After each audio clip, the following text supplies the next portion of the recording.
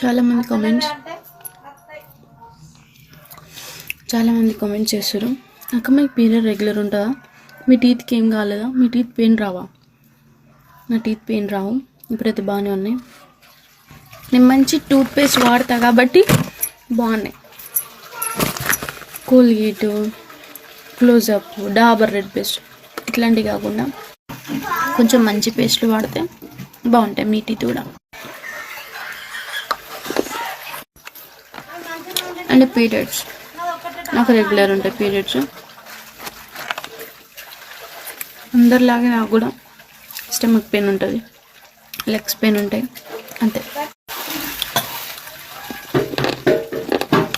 Pain ఉంటుంది but periods మాత్రం regular ఉంటాయి. ఓకే.